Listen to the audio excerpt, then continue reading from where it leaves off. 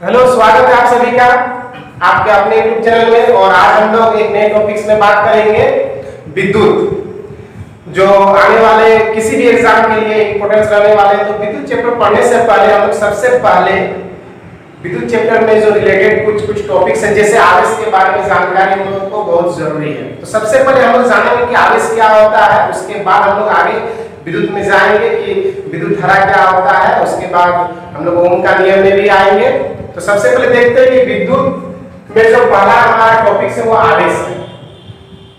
आवेश को हम लोग चार्ज बोलते हैं। तो आवेश किसको कहा जाता है? आवेश जो होता है वो परमाणु का एक मूल कण होता है, एटॉम का एक क्या होता है, मूल कण होता है, ठीक है। और ये जो होता है पॉजिटिव और नेगेटिव दोनों हो सकता है। आवेश क्या है? एक परमाणु का एक मूल कण होता है, एटॉम्स का एक कण होता है, उसमें भी क्या होता है कि हमारा पॉजिटिव और नेगेटिव दोनों हो सकता है। मतलब चार्ज जो होगा इसका हमारा पॉजिटिव भी हो सकता है और नेगेटिव भी हो सकता है, ठीक है। आवेश का जो एसआई मार्कर होता है वो कूलम होता है। डायरेक्टली एग्जाम में पूछ लिया जाता है कि आवेश का जो एसआई मार्कर होता है वो क्या है? कूलम होता है, ठीक है। आवेश, एक कूलम आवेश बराबर कितना इलेक्ट्रॉन होता है, ये भी एग्जाम में देखा जाता है, कभी-कभी पूछ दिया जाता है कि एक कूलम आवेश का जो मान होता है वो कितना इलेक्ट्रॉन के बराबर होता है। तो 6 × 10⁸ इलेक्ट्रॉन के बराबर होता है, ठीक है। 18 सॉरी, यहाँ 18 होगा, 6 × 10⁸ इलेक्ट्रॉन के बराबर होगा।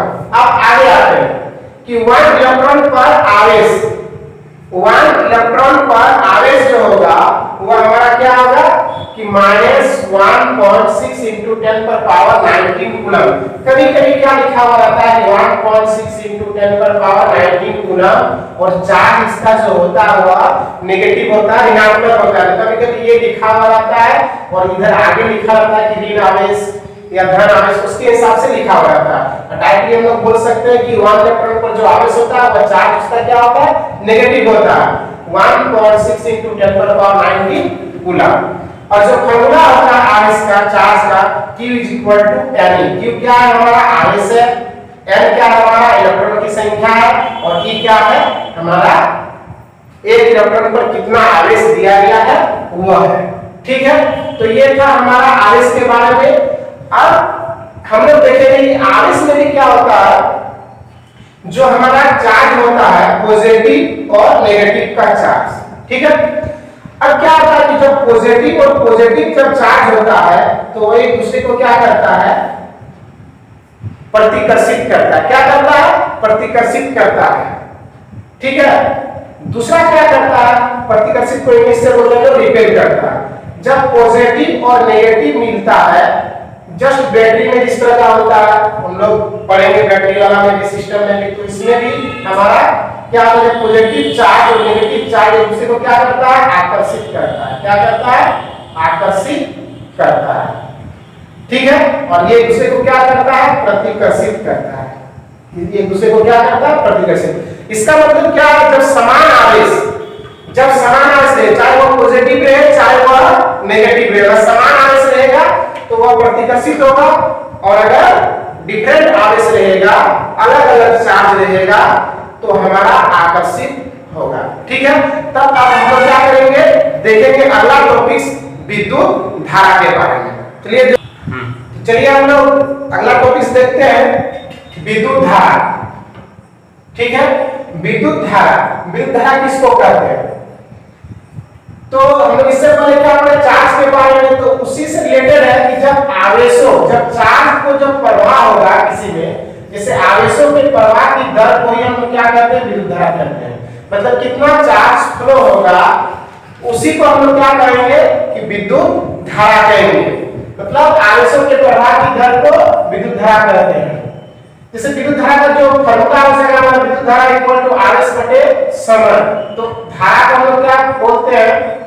I से डिनोट करते हैं, और ये आवेश को Q से और समय को T से, तो I = QT हो जाएगा हमारा। और इसी से रिलेटेड हम लोग Q निकालना चाहे तो IT भी हम लोग लिख सकते हैं, ठीक है।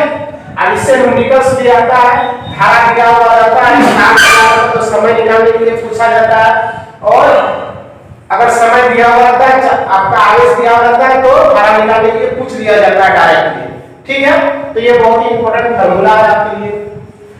अब देखते हैं कि विद्युत धारा का जो मात्रक होता है वो कितना होता है। इसका एसआई मात्रक होता है एम्पियर, ठीक है, एम्पियर होता है, या फिर हम लोग बोल सकते हैं कि जैसे ये I is equal to Q by T है, तो क्यू का जो एसआई यूनिट होता है हमारा वो कूलम होता है, और टाइम का जो एसआई यूनिट होता है वो हमारा क्या होता है, सेकंड होता है। इसको हम लोग बोल सकते हैं कूलम पर सेकंड भी इसका यूनिट हो सकता है, ठीक है। ये भी एग्जाम में पूछ लिया जाता है, ऑप्शन में आपका एम्पियर रहेगा ही नहीं, और डायरेक्ट पूछ लिया जाएगा कि बताइए विद्युत धारा का एसआई मतलब क्या होता है, तो कूलम प्रति सेकंड आपका इसका एसआई मतलब हो जाएगा, ठीक है, मात्रक पूछा जाएगा। जैसे हम लिख दिए यहाँ कि 1 ampere is equal to 1 second by 1 coulomb by 1 second हो जाएगा। अब यहाँ कुछ देख लीजिए, यहाँ milli ampere 1 milli ampere equal to 10 पर पावर -3 एम्पियर हो सकता है, क्योंकि मिली का मतलब होता है हमारा 10 पर पावर -3। तो हम यहाँ लगा देंगे 1 मिली एम्पियर इक्वल टू 10 पर पावर -3 एम्पियर। ये क्यों हम लिखे, क्योंकि एग्जाम में जब पूछा जाता है न्यूमेरिकल्स, तो ये क्या करता है, जो धारा का जो वैल्यू रहता है, आई का जो वैल्यू होता है, वो डायरेक्ट एम्पियर में ना दे करके क्या कर देता है कि मिली एम्पियर या माइक्रो एम्पियर में लिख दिया जाता है। तो आपको क्या करना पड़ेगा, सबसे पहले उसको चेंज करना पड़ेगा एम्पियर में, उसके बाद सॉल्व करना पड़ेगा, ठीक है। अगला है कि 1 माइक्रो एम्पियर जो होता है वो 10 पर पावर 6 एम्पियर के बराबर हो जाएगा, ठीक है। मतलब माइक्रो का मतलब होता है 10 पर पावर -6, मिली का मतलब होता है 10 पर पावर -3, कहीं पर भी आप इसका यूज कर सकते हैं। अब जो है ये विद्युत धारा, तो धारा को जो आवेश जो प्रवाह होता है, फ्लो होता है, उसी को हम लोग धारा बोलते हैं। और धारा को जो मापा जाता है उसमें एक इंस्ट्रूमेंट लगाया जाता है धारा में, इलेक्ट्रिक परिपथ में, तो उसमें क्या किया जाता है, एक एमीटर जोड़ दिया जाता है, उसी से क्या करता है, धारा को क्या करता है, मापा जाता है। धारा को क्या करता है, मापा जाता है। तो ये डायरेक्टली क्वेश्चन पूछा जाएगा कि विद्युत धारा को मापने वाले यंत्र को क्या कहा जाता है ना, एमीटर, कभी-कभी अमीटर भी लिखा हुआ रहता है, ठीक है। और एमीटर का जो सिंबल है हमारा, ये सिंबल है धारा, ठीक है। अब विद्युत धारा के बारे में, इसका मापने वाला यंत्र है एमीटर, तो एमीटर के बारे में थोड़ा जान लेते हैं कि एमीटर जो है वह हमेशा इसका प्रतिरोध क्या होता है, कम होता है। एमीटर का प्रतिरोध क्या होता है, कम होता है। इसका रेजिस्टेंस क्या होता है, कम होता है। रेजिस्टेंस के बारे में हम लोग आगे चर्चा करेंगे। तो एमीटर का जो प्रतिरोध होगा वो क्या होगा, कम होगा। इसीलिए क्या किया जाता है कि इसको हमेशा श्रेणी क्रम में ही जोड़ा जाता है। इसका प्रतिरोध कम होने के कारण ही इसको हमेशा श्रेणी क्रम में जोड़ा जाता है। आगे हम श्रेणी क्रम, पार्श्व क्रम के बारे में भी चर्चा करेंगे और प्रतिरोध के बारे में भी चर्चा करेंगे। तो पहला बात कि प्रतिरोध इसका कम होता है एमीटर का, और इसके आगे जब हम लोग पढ़ेंगे वोल्टमीटर के बारे में, तो वोल्टमीटर में क्या होता है कि प्रतिरोध उसमें ज्यादा होता है, इसीलिए उसको हमेशा सीरीज में जोड़ करके क्या कहते हैं, उसको पैरेलल में जोड़ा जाता है। और एमीटर जो होता है वह हमारा प्रतिरोध इसका कम होता है, इसलिए इसमें श्रेणी क्रम में जोड़ा जाता है। और जो हमारा क्या हो जाएगा, वोल्टमीटर, वह श्रेणी क्रम में ना जोड़ करके पार्श्व क्रम में जोड़ा जाता है, मतलब समांतर क्रम में, पैरेलल में जोड़ा जाता है। उसका प्रतिरोध अधिक होता है, वो विभवांतर मापने का एक यंत्र है। उसके बारे में भी हम लोग आगे चर्चा करेंगे। तो देखते हैं आगे नेक्स्ट टॉपिक हम लोग विभवांतर के बारे में। तो हम लोग का जो नेक्स्ट टॉपिक्स है वो विभवांतर है। थोड़ा इससे पहले बताएं कि विभवांतर का जो मापने वाला जो यंत्र होता है वह वोल्टमीटर होता है, और वोल्टमीटर को हमेशा क्या होता है, समांतर क्रम में, जिसको बोलते हैं पार्श्व क्रम, पैरेलल में इसको जोड़ा जाता है। तो सबसे पहले देखते हैं कि विभवांतर होता क्या है। विभवांतर को हम लोग बोलते हैं पोटेंशियल डिफरेंस, ठीक है, इसको बोलते हैं हम लोग पोटेंशियल डिफरेंस। इसको V से डिनोटेट किया जाता है, कैपिटल V से। अब इसका जो डिफिनेशन होता है कि एकांक आवेश को एक बिंदु से दूसरे बिंदु तक लाने में किया गया कार्य को ही हम लोग बोलते हैं विभवांतर। जैसे कि ये हमारा आवेश दिया हुआ है, ठीक है, 2 पॉइंट है, ये A और ये B, ठीक है। हमको क्या करना है, यहाँ मेरा चार्ज है, यहाँ से चार्ज को कितना चार्ज, वो भी एकांक आवेश मतलब यूनिट चार्ज। यूनिट चार्ज को हम लोग क्या करेंगे, अगर इस बिंदु से इस बिंदु तक जो हम लोग को लाने में जो हम लोग को वर्क होगा, जो काम होगा, उसी को हम लोग क्या बोलेंगे, पोटेंशियल डिफरेंस, मतलब विभवांतर हम लोग बोलेंगे। ठीक है, मतलब कोई भी दो बिंदु दिया हुआ रहेगा, एक बिंदु से अगर किसी बिंदु तक, किसी भी बिंदु तक लाने में अगर जो वर्क होगा उसी को हम लोग क्या बोलेंगे, पोटेंशियल डिफरेंस। अगर हम लोग यहाँ बोलेंगे ये एक पॉइंट है, अगर यहाँ से 1 यूनिट चार्ज अगर यहाँ ला रहे हैं तो इस पॉइंट से अगर इस पॉइंट में अगर 1 आवेश चार्ज को लाएंगे हम लोग और उसमें जो हमारा वर्क होगा उसी को हम लोग क्या बोलेंगे, विभवांतर बोलेंगे। ठीक है, पोटेंशियल डिफरेंस बोलेंगे। पोटेंशियल डिफरेंस विभवांतर का जो फॉर्मूला आता है V W/Q। यहाँ W क्या है मेरा, वर्क है, Q क्या है मेरा, आवेश है, और V हमारा विभवांतर है। ठीक है, V W/Q। जैसा कि इसका एसआई मात्रक हो जाएगा हमारा वोल्ट, विभवांतर का एसआई मात्रक वोल्ट हो जाएगा। विभवांतर से पहले क्या होता है, एक विभव भी होता है। क्या होता है, एक विभव होता है, जिसको हम लोग इलेक्ट्रिक पोटेंशियल बोलते हैं। ठीक है, पोटेंशियल बोलते हैं। अब पोटेंशियल में क्या होता है कि जब यूनिट चार्ज हम लोग क्या करते हैं, इंफिनिटी से मतलब अनंत से, इंफिनिटी मतलब अनंत से अगर किसी पॉइंट पर अगर उस चार्ज को लाने में जो मेरा वर्क होगा वही हम लोग क्या बोलते हैं, पोटेंशियल बोलते हैं, पोटेंशियल। ठीक है, इलेक्ट्रिक पोटेंशियल बोलते हैं। ठीक है, और इसका सेम होता है, इसका V = Q/W/Q होता है, इसका एसआई मात्रक भी वोल्ट ही होता है। ठीक है, क्लियर। अब आते हैं कि 1 volt is equal to 1 joule coulomb. Joule हो गया हमारा वर्क का यूनिट और कूलम हो गया हमारा आवेश का यूनिट, चार्ज का यूनिट, और 1 volt equal to 1 joule coulomb होता है, और इसको हम लिख सकते हैं 1 volt is equal to 1 joule पर कूलम। तो यूनिट इसका और एक हो जा रहा है हमारा कि विभवांतर का जो यूनिट हो जा रहा है जूल पर कूलम भी हम लोग बोल सकते हैं, या फिर डायरेक्टली हम लोग वोल्ट बोलेंगे इसको कि विभवांतर का ऐसा यूनिट क्या होता है ना, वोल्ट। और वोल्ट अगर ऑप्शन में दिया हुआ नहीं रहेगा तो क्या रहेगा, जूल प्रति कूलम रह सकता है इसका यूनिट। ठीक है, अब विभवांतर को जो मापने वाला जो यूनिट होता है, युक्ति होता है, यंत्र होता है, उसको हम लोग बोलते हैं वोल्ट मीटर। क्लियर है, वोल्ट मीटर। और इसका जो सिंबल है हमारा वह ये रहा। ठीक है, इलेक्ट्रिक सर्किट में हमारा सिंबल ये रहेगा वोल्ट मीटर का। वोल्ट मीटर जो प्रतिरोध होगा वह क्या होगा, उच्च होगा। जैसा कि पहले हम क्या पढ़े, इसका एमीटर, एमीटर में क्या होता था कि प्रतिरोध इसका निम्न होता था, लेकिन यहाँ वोल्ट मीटर का जो प्रतिरोध होगा वह उच्च होगा, इसका प्रतिरोध हाई होगा, इसका रेजिस्टेंस क्या होगा, हाई होगा। इसी कारण से क्या होता है, ये पार्श्व क्रम में जोड़ा जाता है अर्थात समांतर क्रम में, इसको हम लोग इंग्लिश से बोल सकते हैं पैरेलल में इसको जोड़ा जाता है। ठीक है, पैरेलल और सीरीज का आगे भी हम लोग डिस्कस करेंगे, प्रतिरोध का भी डिस्कस करेंगे। ठीक है, विभवांतर को बनाए रखने वाला जो युक्ति होता है, जो यंत्र होता है, उसको हम लोग सेल बोलते हैं, सेल। और सेलों का जो संयोजन होता है उसको हम लोग बैटरी बोलते हैं। ठीक है ना, जो विभवांतर को बनाए रखता है उसको हम लोग सेल बोलते हैं, और सेल का संयोजन कंबाइन कर देंगे प्रत्येक सेल को तो वह हमारा बैटरी बन जाएगा। जैसे ये हमारा एक क्या हुआ, ये हमारा एक क्या है, ये सेल है। जब हम लोग क्या करेंगे, 2 और मोर से जब कंबाइन कर देंगे, जैसे हम 5 में लगाते हैं, ठीक है, 5 में लगाते इस तरह से करके, ठीक, तो ये हमारा क्या हो जाएगा, ये मेरा बैटरी बन गया। ये क्या बन गया, बैटरी बन गया, और ये हमारा क्या है, सेल है।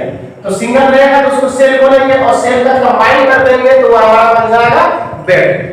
ठीक है, अब क्या होता है कि एक पॉइंट पीछे छूट गया था कि विद्युत धारा हमेशा क्या होता है कि उच्च विभवांतर से वह निम्न विभवांतर की तरफ क्या करता है, फ्लो करता है, प्रवाहित होता है। उच्च विभवांतर से निम्न विभवांतर की ओर क्या करता है, ये फ्लो करता है। ठीक है, तो ये रहा है हमारा क्या, विभवांतर। तो विभवांतर क्या है कि किसी भी यूनिट चार्ज को अगर एक बिंदु से दूसरे बिंदु तक, किसी भी बिंदु तक अगर लाएंगे तो उसको हम लोग बोलेंगे विभवांतर। इसका एसआई मात्रक क्या हो जाएगा, वोल्ट। इसका फार्मूला क्या है, Q W/Q, और W क्या होता है हमारा यूनिट, वर्क का यूनिट क्या होता है, जूल, और ये Q का यूनिट हमारा हो जाएगा चार्ज का यूनिट, कूलम। तो हम लोग इसका एक यूनिट भी बना सकते हैं, जूल पर कूलम, और 1 volt is equal to 1 joule पर कूलम बोल सकते हैं। और विभवांतर को मापने वाले यंत्र को बोलते हैं हम लोग वोल्टमीटर, और वोल्टमीटर को हमेशा किसमें जोड़ा जाता है? 500 क्रम में पैरेलल में जोड़ा जाता है। और विभवांतर का जो प्रतिरोध होता है वह उच्च होता है, और परिपथ में जो विभवांतर को बनाए रखता है उस युक्ति को हम लोग सेल बोलते हैं। और सेल में क्या होता है? अगर सेल एक से ज्यादा सेल को हम लोग अगर कंबाइन कर देंगे तो हमारा बैटरी बढ़ जाता है, ठीक है। और विद्युत धारा जो होता है, करंट जो होता है, वो हमेशा उच्च विभवांतर जो हाई पोटेंशियल डिफरेंस होता है उधर से हमारा निम्न पोटेंशियल डिफरेंस की तरफ क्या करता है? वह प्रवाहित होता है, फ्लो करता है। क्लियर है? तो आगे हम लोग देखते हैं नेक्स्ट टॉपिक। जो अगला टॉपिक है वो क्या है? ओम का नियम, ठीक है। ओम का नियम जो है बहुत ही इंपॉर्टेंट टॉपिक्स है, और ग्रुप डी में तो इससे रिलेटेड क्वेश्चन पूछ ही रहा है प्रत्येक शिफ्ट में, चाहे वह न्यूमेरिकल्स हो, चाहे वह क्या बोलते हैं, चाहे डायरेक्टली फार्मूला पूछ दे, ये पूछ ही रहा है, ठीक है। तो ओम का नियम किसको बोलते हैं? आने वाले एग्जाम के लिए बहुत इंपॉर्टेंट रहने वाला है, ठीक है ना। तो ओम का नियम किसी विद्युत परिपथ में, इसका डेफिनेशन पहले जान लेते हैं, इसका नियम क्या कहता है कि किसी विद्युत परिपथ में धातु के तार के दो सिरों के बीच विभवांतर, कोई भी एक विद्युत परिपथ बना रहा है, ठीक है। इस तरह का परिपथ बना लेते हैं हम लोग, ठीक है। इस तरह का परिपथ रहता है, ये रेजिस्टेंस हो गया हमारा, ये दो सिरा हो गया ए और बी, हम लोग यहां जोड़ देते हैं माइनस प्लस सोच ए मीटर। क्लियर?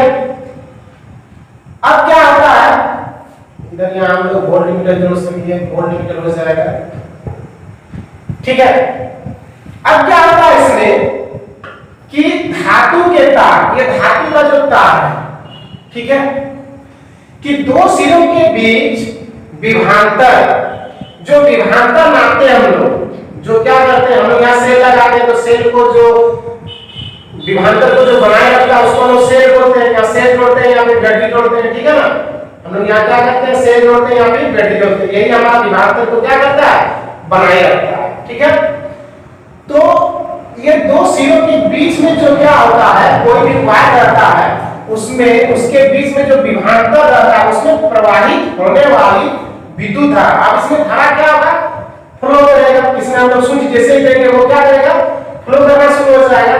तो करंट जब फ्लो करना शुरू हो जाएगा, विद्युत धारा फ्लो करना शुरू हो जाएगा, तो ये जो हमारा विभवांतर रहेगा भी, वह डायरेक्टली प्रोपोर्शनल होगा वो आई का। मतलब कि हम जितना यहाँ वोल्ट देंगे उतना ही तो करंट फ्लो होगा, है ना। कि जितना हम लोग यहाँ से करंट फ्लो करेंगे, हम लोग जितना बैटरी हम लोग यहाँ वोल्ट देंगे उतना ही करंट क्या होगा? फ्लो होगा। इसलिए क्या हो जाएगा? इसका डायरेक्टली प्रोपोर्शनल क्या हो जाएगा? आई के बराबर हो जाएगा, डायरेक्टली प्रोपोर्शनल, मतलब इसका विद्युत धारा जो होता है वो समानुपाती होता है, ठीक है। जैसे हम लोग क्या स्विच देंगे तो जितना वोल्ट यहाँ मिलेगा उतना ही करंट फ्लो करेगा। इसका मतलब वोल्ट जो मेरा भी होगा, विभवांतर होगा, वो डायरेक्टली प्रोपोर्शनल होगा करंट का। अब क्या होता है, इसमें भी एक शर्त है कि ये जो वायर है, वो जो वायर है उसका टेम्परेचर जो होता है वह समान रहना चाहिए। अगर टेम्परेचर घटता है या बढ़ता है तो फिर हमारा ओम का नियम जो है फ्लो नहीं करेगा, वह गड़बड़ा जाएगा, ठीक है। इसमें एक कंडीशन है कि उसका टेम्परेचर जो है तार का, इस तार में करंट फ्लो हो रहा है उसमें उसका टेम्परेचर समान होना चाहिए। मतलब जिस प्रकार से शुरू में है करंट देने के बाद भी, हम लोग यहाँ से वोल्ट देने के बाद भी उस परिपथ में जैसे हम लोग करंट फ्लो करेंगे उस तार का टेम्परेचर उतना ही रहना चाहिए जितना शुरू में था, और बाद में भी उतना ही रहना चाहिए, तब ये फ्लो करेगा V directly proportional to I। जब इसको हम लोग समानुपाती को हटाएंगे तो हम लोग एक कांस्टेंट बिठाते हैं R बिठाते हैं, V is equal to IR, और ये फार्मूला हम लोग का डायरेक्टली पूछ लिया जाता है, और इस फार्मूला से हमारा क्वेश्चन भी बहुत ज्यादा बनता है न्यूमेरिकल्स, ठीक है। यहाँ R जो है वो क्या? एक कांस्टेंट है, एक नियतांक है, और इस नियतांक को बोलते हैं उस तार का प्रतिरोध। उस तार का क्या बोलते हैं? प्रतिरोध करते हैं। अब आते हैं कि ये जो प्रतिरोध होता है उससे पहले देखते हैं कि जो ओम का नियम का जो ग्राफ होता है वह एक सीधा होता है, सीधा ग्राफ से आएगा। ठीक है, मतलब क्या कि किसी भी जगह पर v directly proportional to i का जो मान होगा वह एक कांस्टेंट के रूप में होगा। जैसे हम बताते हैं कि अगर मान लेते हैं यहाँ मेरा 1 है, 2 है, 3 है, 4 है, ये मेरा क्या है, करंट फ्लो हो रहा है एम्पियर में। ठीक है, 1 एम्पियर 2 एम्पियर ये फ्लो हो रहा है एम्पियर में, और ये जो भी है विभवांतर है वो वोल्ट में ये फ्लो हो रहा है। हम मान लेते हैं ये 10 है, ये 20 है, ये 30 है, और ये क्या हो जाएगा 40 है। क्लियर? अब देखते हैं कि जैसे मेरा ये जब हम फ्लो करेंगे वोल्ट, ये 10 वोल्ट फ्लो कर रहे हैं तो एम्पियर मेरा कितना 1। तो जैसे इस फार्मूला से आता है कि क्या किया होगा, v directly proportional to i, तो v इक्वल टू IR होगा। तो i मेरा क्या है, कांस्टेंट है, तो अगर r का जो वैल्यू होगा वो v बटे i होगा। ठीक है, अगर हम लोग देखते हैं v कितना दिया हुआ है 10 और i कितना दिया हुआ, तो 10/1 इक्वल टू कितना हो रहा है 10, ये 10 और ये इसका साइन क्या था कोण। अब दूसरा देखते हैं, जब हम लोग इसके सेकंड पॉइंट में जब हम लोग एम्पियर को बढ़ा दिए, अब वोल्ट को बढ़ा दिए 20 वोल्ट, अब 20 वोल्ट तो एम्पियर क्या आ जाएगा 2 एम्पियर, तो R इज इक्वल टू क्या आ जाएगा v बाय i, तो इसमें 20 बटे 2, तो ये मेरा क्या आ जाएगा 10 ओम। उसी तरह से 30 और 3 का लेंगे, इसमें भी 10 ओम आएगा, इसका भी 10 ओम आएगा। तो इस तरह से हम लोग क्या करेंगे कि इसका जो वैल्यू है, R का जो वैल्यू है सब जगह में क्या है, वह कांस्टेंट है। इसलिए हम लोग बोलते हैं कि R जो है वो कांस्टेंट है और इसका जो ग्राफ होगा वह एक सीधा सरल रेखा में बनेगा। ठीक है,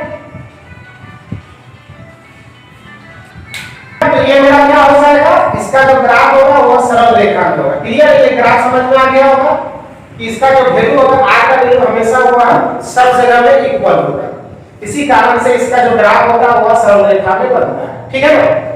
अब आते हैं कि प्रतिरोध। प्रतिरोध किसे कहते हैं? तो प्रतिरोध क्या होता है कि जिस वायर में हमारा क्या होता है, करंट को फ्लो होने से क्या करता है, रोकता है।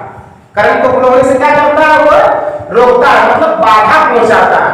और जो बाधा पहुंचाएगा उसी को हम लोग बोलते हैं प्रतिरोध। मतलब किसी वायर में जो करंट फ्लो होता है उसमें अवरोध डालना, उसी को बोलते हैं प्रतिरोध, उसको रेजिस्टेंस बोलते हैं। देखते हैं किताबी भाषा में यह चालक का वह गुण होता है, तो चालक मतलब जिसमें हम लोग का करंट फ्लो होगा उसी को हम लोग चालक बोलते हैं। ठीक है ना? जिसके कारण वह प्रवाहित होने वाली धारा, वह प्रवाहित जिसमें प्रवाहित होगा धारा का क्या करता है, विरोध करता है, मतलब उसको रोकता है या रोकने का चेष्टा करता है, उसी को हम लोग बोलते हैं प्रतिरोध। जैसे ये एक वायर है, तो वायर में क्या करता है, ये वायर है, तो वायर में क्या करता है, इसमें हमारा करंट फ्लो कर रहा है, और करंट जब फ्लो कर रहा है और अगर मेरा यहाँ क्या है, रेजिस्टेंस लगा हुआ है, रेजिस्टेंस को हम लोग इस तरह से डिनोटेट करते हैं। ठीक है, रेजिस्टेंस को इस तरह से डिनोटेट करते हैं, तो इसका मतलब क्या कर रहा है कि वह प्रतिरोध क्या कर रहा है कि करंट को फ्लो होने से रोकता है, इसी को हम लोग बोलते हैं प्रतिरोध। और प्रतिरोध को हम लोग सूचित करते हैं इस तरह का R से। ठीक है, अप डाउन करके। और इसका SI मतलब हो जाता है ओम। ठीक है, इसका SI मतलब क्या होता है, ओम होता है। और 1 ohm is equal to 1 volt by 1 ampere भी, मतलब वोल्ट एम्पियर वोल्ट पर एम्पियर भी बोल सकते हैं। जो प्रतिरोध का रेजिस्टेंस का जो SI होता है हम लोग बोल सकते हैं वोल्ट प्रति एम्पियर, या फिर डायरेक्टली बोल सकते हैं कि ये ओम होता है। ठीक है, तो ये रहा हम लोग का प्रतिरोध। अब आगे हम लोग देखेंगे कि ये जो प्रतिरोध है किस किस पर निर्भर करता है, और ये बहुत ज्यादा इंपॉर्टेंट जो ये जो होता है बहुत ही ज्यादा एग्जाम में पूछा जाता है। ये इंपॉर्टेंट टॉपिक्स रहता है कि प्रतिरोध जो है किस पर निर्भर करता है, किस पर ज्यादा इफेक्ट डालता है, किस पर ज्यादा होता है। ठीक है, तो आगे देखते हैं कि प्रतिरोध का इफेक्ट जो है किस किस पर होता है। हम लोग बात करेंगे कि जो प्रतिरोध होता है, चालक का जो प्रतिरोध होगा वो किस किस बात पर निर्भर करेगा। ठीक है, ये बहुत ही ज्यादा एग्जाम में पूछा जाने वाला टॉपिक है, और हम इसके बारे में डिटेल से जानकारी हासिल करेंगे, क्या क्या बोल रहा है। ठीक है, घुमा घुमा के इसी से पूछ देता है। तो हम लोग देखते हैं कि क्या हो रहा था कि प्रतिरोध जो है पहला क्या है, चालक की लंबाई के समानुपाती होता है। ठीक है, मतलब R is directly proportional to L। ठीक है, R is directly proportional to L। पहले हमारे पास लेंथ, इतना लेंथ का वायर है, मान लीजिए कि 3 मीटर लेंथ का वायर है। ठीक है, दूसरा क्या हो जाएगा, अगर तार का जो लंबाई अगर बढ़ा दिया जाए, अगर L जो है हम लोग मान लेते हैं कितना 20 मीटर का, तो R जो है तो डायरेक्टली प्रोपोर्शनल टू L होता है। तो अब क्या होगा कि अगर हमारा लेंथ जो है बढ़ेगा तो रेजिस्टेंस भी क्या होगा, बढ़ेगा। लेंथ अगर बढ़ेगा तो रेजिस्टेंस भी क्या होगा, बढ़ेगा। अगर हमारा रेजिस्टेंस बढ़ेगा, अगर हमारा रेजिस्टेंस बढ़ेगा, अगर धारा को वह रोक रहा है किसी भी रास्ते पर, तो क्या होगा, हमारा वहां तक वोल्टेज क्लियर नहीं पहुंचेगा। जिस प्रकार से देखिए क्या होगा कि दूर में कहीं 2 किलोमीटर दूर पर कहीं ट्रांसफार्मर लगा हुआ रहेगा और वायर जा करके कहीं कहीं पर अपना घर में देखिएगा वहां वोल्टेज क्या होता है, कम हो जाता है। इसका मतलब क्या है, वहां से उसका करंट वहां तक पहुंचते पहुंचते क्या होता है कि लेंथ उसका ज्यादा हो जाता है, क्योंकि ट्रांसफार्मर मेरा यहां है और यहां से मेरा करंट जा रहा है। अब क्या होता है, रास्ते में क्या होता है, रेजिस्टेंस बढ़ जाता है, क्योंकि लेंथ बढ़ गया मेरा तो रेजिस्टेंस क्या होता है, बढ़ जाता है। इसलिए बोला जाता है कि ट्रांसफार्मर को सामने दिया जाता है, कि किसी बस्ती में सामने में दिया जाता है कि वोल्टेज उसको आसानी से मिले। ठीक है, तो इससे पता चल रहा है कि अगर लेंथ बढ़ेगा तो रेजिस्टेंस क्या होगा, बढ़ेगा। अगर लेंथ घटेगा तो रेजिस्टेंस मेरा क्या होगा, घटेगा। अगर रेजिस्टेंस अगर बढ़ रहा है तो मेरा करंट क्या होगा, घटेगा। और करंट जब घटेगा तो मेरा ऑटोमेटिक है कि वोल्टेज भी क्या होगा, घटेगा, वोल्ट भी क्या हो जाएगा, घट जाएगा। तो ये था हमारा जो पहला है कि वह चालक के समानुपाती होता है, चालक का जो लंबाई के क्या होता है, समानुपाती होता है। लेंथ बढ़ने पर रेजिस्टेंस भी क्या होगा, बढ़ेगा। दूसरा क्या है कि अनुप्रस्थ काट के क्षेत्रफल के व्यतकरणानुपाती, अनुप्रस्थ काट के क्षेत्रफल के व्यतकरणानुपाती। अब अनुप्रस्थ काट किसको बोलते हैं, अब देखते हैं। मान लेते हैं कि ये मेरा क्या है, वायर है, इतना मोटा वायर है। ठीक है, अब ये जो होता है ना, ये जो पोजीशन होता है उसको हम लोग बोलते हैं अनुप्रस्थ काट, इसको बोलते हैं अनुप्रस्थ काट। किसी वायर को काटेंगे तो वो जो क्षेत्रफल होगा उसका एरिया का, उसको बोलते हैं अनुप्रस्थ काट। ठीक है, जैसे ये वायर हुआ मेरा, इसको बना देते हैं 2 टाइप से, ये मेरा वायर हुआ और इसका जो कटिंग मेरा भाग है इसको बोलते हैं अनुप्रस्थ काट। इसको क्या बोलेंगे, एरिया। एरिया मेरा क्या है, सर्कुलर रहता है। ठीक है, ये क्या रहता है, सर्कुलर रहता है। इसका जो एरिया होता है वो पाई आर स्क्वायर होता है। ठीक है, उसका एरिया होता है पाई आर स्क्वायर। अगर देखते हैं कि ये क्या बोल रहा है, अनुप्रस्थ काट के क्षेत्रफल के व्यतकरणानुपाती। दूसरा, ये तो पहला था मेरा, ये दूसरा क्या बोल रहा है कि अनुप्रस्थ काट के क्षेत्रफल के व्यतकरणानुपाती, मतलब R is inversely proportional to 1/a। R क्या होता है, वो इनवर्सली प्रोपोर्शनल टू 1/a होता है।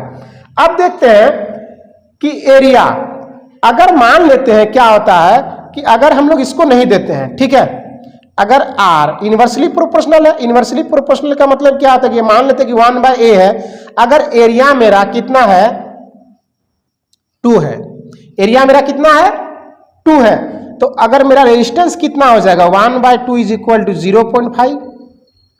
ठीक है, अगर हम लोग देखते हैं कि एरिया, अगर एरिया को हम लोग बढ़ा करके 5 कर देते हैं, एरिया को बढ़ा करके क्या करते हैं, 5 कर देते हैं, 5 स्क्वायर यूनिट कर देते हैं, तो क्या हो जाएगा, 1/5 इज इक्वल टू कितना हो जाएगा, 0.2।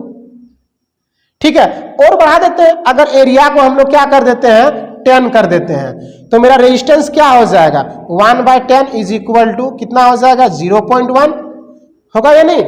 तो ये मेरा क्या हो जाएगा, रेजिस्टेंस हो जाएगा। अब क्या पता चल रहा है कि अगर एरिया बढ़ रहा है तो मेरा रेजिस्टेंस क्या हो रहा है, रेजिस्टेंस मेरा क्या हो रहा है, घट रहा है। इसका मतलब क्या पता चल रहा है कि अगर क्रॉस सेक्शन एरिया मेरा बढ़ेगा तो रेजिस्टेंस क्या होगा, घटेगा। इसका मतलब हम लोग जितना मोटा वायर लगाएंगे उतना हम लोगों को करंट अच्छा मिलेगा और वोल्टेज भी क्या मिलेगा, अच्छा मिलेगा।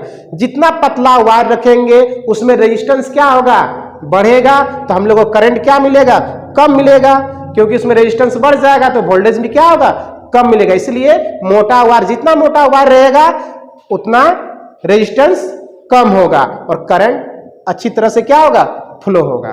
तो यही है इन्वर्सली प्रोपोर्शनल। अगर क्रॉस सेक्शन का एरिया बढ़ेगा तो रेजिस्टेंस क्या होगा, घटेगा। अगर क्रॉस सेक्शन एरिया का एरिया घटेगा तो रेजिस्टेंस क्या होगा, बढ़ेगा। यही है इन्वर्सली प्रोपोर्शनल। ठीक है, अब आगे आते हैं कि टेम्परेचर। आगे क्या है, टेम्परेचर। ये तो मेरा दूसरा रहा कि जो R है वह इन्वर्सली प्रोपोर्शनल हो गया। अब तीसरा क्या बोल रहा है कि R जो होता है वह डायरेक्टली प्रोपोर्शनल टू टेम्परेचर होता है। ठीक है, कभी कभी घर में क्या होता है कि बोला जाता है कि बहुत ज्यादा हीट हो गया है, वायर जो है वह क्या हुआ है, हीट हो गया है। तो अगर वायर अगर हीट हो जाएगा, टेम्परेचर अगर बढ़ जाएगा तो मेरा रेजिस्टेंस भी क्या होगा, बढ़ जाएगा। इसलिए घर में क्या करना चाहिए, घर का प्रतिरोध को कम से कम थोड़ा बहुत बंद कर देना चाहिए कुछ समय के लिए, ताकि वो क्या होगा, ठंडा होगा, रेजिस्टेंस मेरा क्या होगा, कम होगा। फिर से अगर जलाएंगे तो वो ठंडा वायर में क्या होगा, फिर से हम लोग का करंट अच्छी तरह से फ्लो होगा। इसका मतलब अगर किसी भी मशीन उशीन में क्या होता है, टेम्परेचर अगर बढ़ जा रहा है तो सोचो कि रेजिस्टेंस क्या होगा, मेरा बढ़ जाएगा, क्योंकि ये डायरेक्टली प्रोपोर्शनल है। ठीक है, अगर टेम्परेचर बढ़ेगा तो रेजिस्टेंस भी क्या होगा, बढ़ेगा।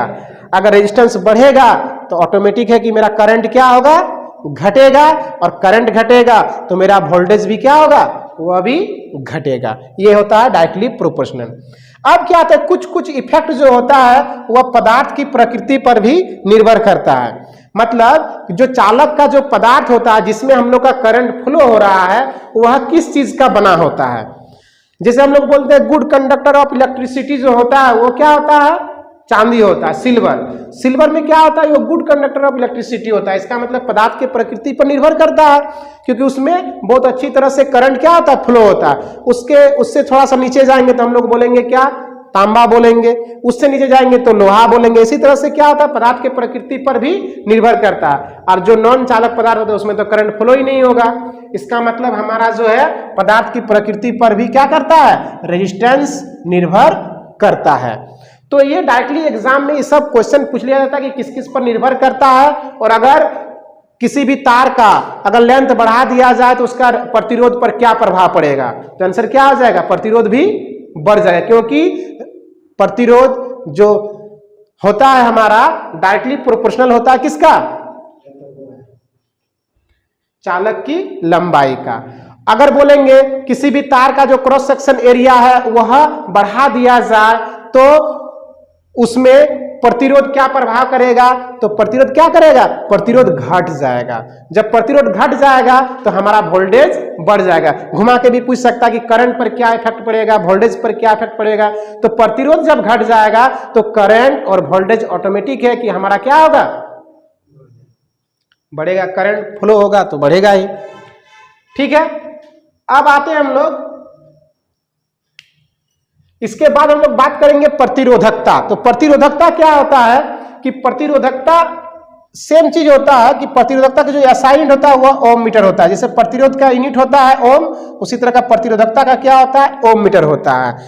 और प्रतिरोधकता जो होता है हमारा कि ये जो होता है कि लंबाई और अनुप्रस्थ काट का जो क्षेत्रफल होता है उसके साथ नहीं बदलता है। प्रतिरोधकता जो होता है,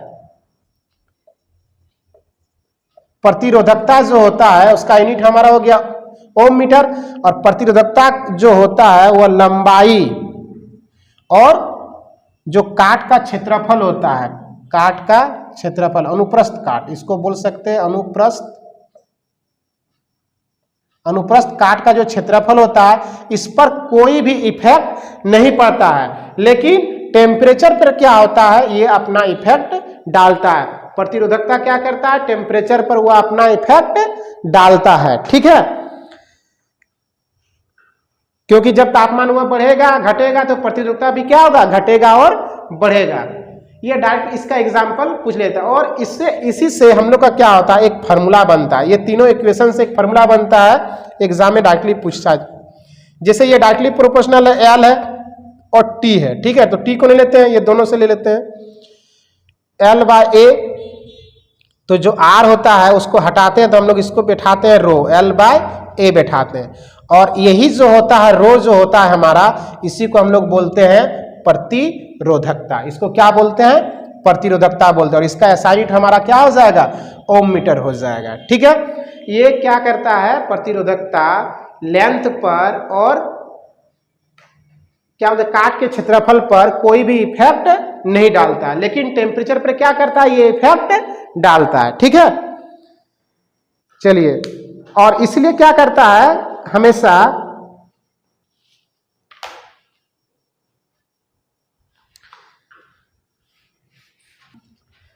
और जो धातुओं का जो प्रतिरोधकता होता है, अब प्रतिरोधकता का जो परिसर होता है,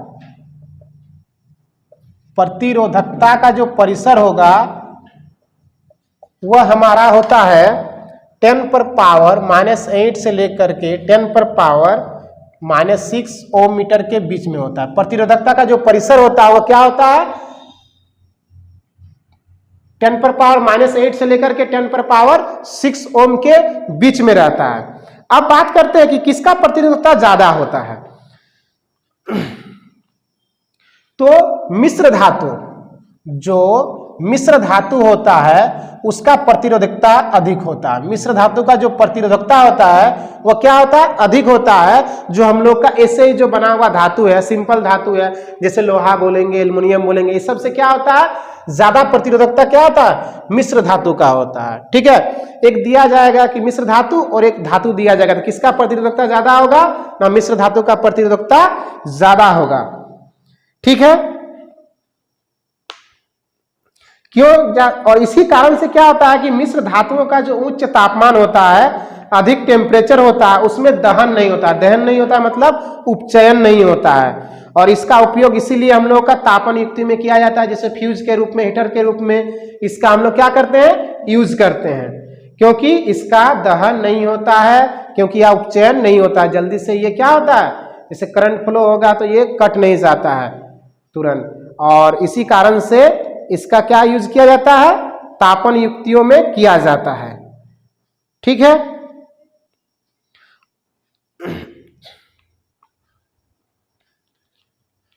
चलिए, और एक इसमें से और एक टॉपिक्स है हमारा इसी में कि प्रतिरोधकता जो होता है, जैसे हम लोग का वायर जो बनाया जाता है, लाइन जो बिजली हम लोग के यहाँ घर से घर तक पहुंचती है, या फिर वायर जो हम लोग वायरिंग करते हैं घर में, वह किसका बना रहता है, या तो तांबा का या एल्युमिनियम का बना रहता है।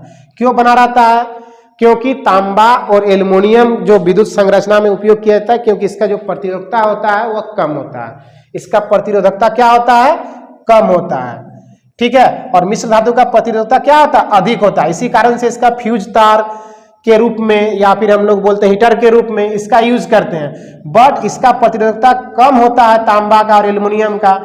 इसी कारण से इसका यूज हम लोग किस में करते हैं, विद्युत जो वायर रहता है घर में, जैसे वायरिंग करने में, या फिर जहां से हम लोग का बिजली उत्पन्न होता है वहां से हमारे घर तक पहुंचने में, या तो तांबा का या एल्युमिनियम का तार का यूज करते हैं। ठीक है, तो आज के लिए इतना ही, फिर हम लोग नेक्स्ट वीडियो में फिर बात करेंगे समांतर क्रम, श्रेणी क्रम, ठीक है, पार्श्व क्रम के बारे में, और उससे रिलेटेड हम लोग न्यूमेरिकल्स भी बनाएंगे, और विद्युत शक्ति का भी बारे में हम लोग चर्चा करेंगे। तो ठीक है।